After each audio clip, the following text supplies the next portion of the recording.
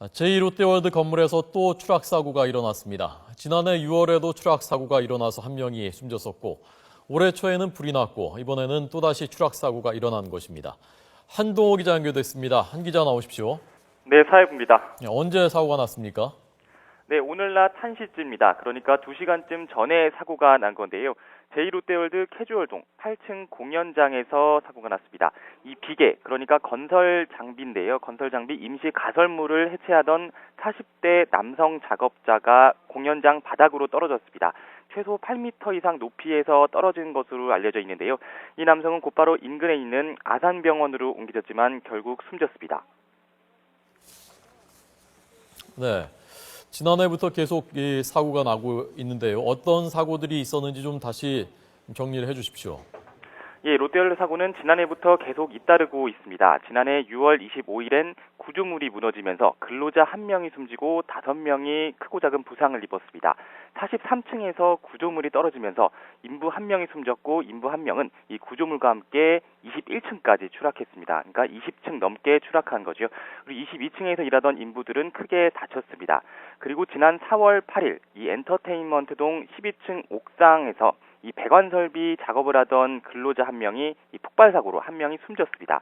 그리고 지난해 10월 1일, 11일에는 11층 공사 현장에서 쇠파이프가 땅으로 떨어져서 행인 1명이 부상을 입기도 했고요. 지난 2월 16일에는 이 공사 중인 건물 44층에서 불이 났습니다. 이 44층에 있던 컨테이너에서 불이 발생해 20분 만에 꺼졌지만 인근에 있는 이 주민들이 불안감에 떨기도 했습니다. 네. 서울시가 임시 사용 승인 해주면서 위험이 우려되면은 임시 사용 승인 취소할 수 있다고 하지 않았었습니까? 네, 그렇습니다. 앞서 서울시는 지난 10월 제2롯데월드 저층부, 그러니까 낮은 층에 대한 임시 사용 승인 신청을 내줬습니다. 그러니까 지금 밑에 층, 저층부에는 일반인들의 출입이 가능해진 건데요. 하지만 서울시는 전제를 달았습니다. 공사장 안전대책을 제대로 이행하지 못할 경우나 아니면 예기치 못한 위험 요인이 다시 발생하는 게 우려될 경우에는 이 사용 승인을 취소할 수 있다. 그러니까 지금 열린 저층부가 다시 닫힐 수 있다. 다시 통제할 수 있다라고 그때 못 박았었습니다. 한마디로 지금처럼 계속 추락사고가 잇따르거나 예기치 않은 안전사고가 발생할 경우에는 이 공사 중단 그리고 사용 금지, 그리고 사용 제한까지도 할 수 있다고 서울시는 밝혔었습니다. 서울시는 그 앞서 말씀드린 대로 이 제2롯데월드에서는 잇따르는 사망 사고도 있었고 이 얼마 전에는 그 수족관 누수까지 있었기 때문에 잇따른 안전사고에 대한 우려가 지금 커진 상황입니다. 네. 자, 롯데 입장은 나왔습니까?